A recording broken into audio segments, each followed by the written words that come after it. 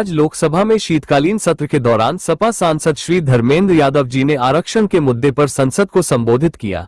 इस दौरान उन्होंने सरकार की कड़ी आलोचना करते हुए कहा कि 2014 से लेकर 2024 तक पिछले 10 वर्षों के दौरान मौजूदा सरकार ने मंडल कमीशन की सिफारिशों की धज्जियां उड़ाते हुए पिछड़ों एवं दलितों के हक के साथ खिलवाड़ करने का काम किया है। सदस्य श्री धर्मेंद्र यादव जी। धन्यवाद सभापति जी। सभापति, आपके माध्यम से मंडल आयोग की सिफारिश के बारे में चर्चा करना चाहता हूं। मंडल आयोग की सिफारिश जिस समय लागू हुई थी वो सामाजिक और शैक्षणिक पिछड़ेपन को आधार बनाकर न केवल मंडल आयोग सिफारिश लागू हुई बल्कि उन्होंने पिछड़ों के लिए बहुत सारी संस्तुतियां दी।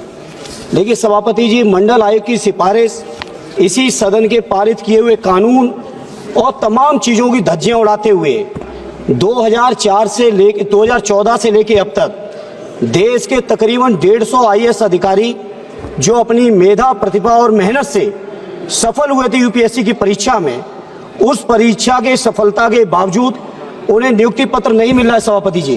सभापति जी, मंडल आयोग की सिफारिश के बाद 1993 में DOPT ने कार्यालय ज्ञापन जारी किया, जिस कार्यालय ज्ञापन के माध्यम से कहा गया कि अगर कोई अभ्यर्थी चयनित हो रहा है तो उसके माता पिता की जो वेतन की आय है, जो कृषि की आय है, वो उसमें क्रीमी लेयर की कैटेगरी में काउंट नहीं होगी। लेकिन सभापति जी, 1914 से लेके आज तक लगातार शैक्षणिक आय, लगातार ये वेतन की आय, कृषि की आय को जोड़ के 150 से ज्यादा हमारे अभ्यर्थी जो चयनित हैं वो सड़कों पे घूम रहे हैं। सभापति जी, Madras high court, Delhi high court, Kerala high court के तमाम फैसलों के बाद भी DOPT के सामाजिक न्याय अधिकारिता मंत्रालय, कानून मंत्री बैठे मेघवाल साहब, आपके मंत्रालय ने भी सिफारिश की है, लेकिन DOPT मंत्रालय उसको स्वीकार नहीं कर रहा है और स्वीकार न करते हुए तानाशाही तरीके से सदन के पारित किए हुए कानूनों पे भी तानाशाही।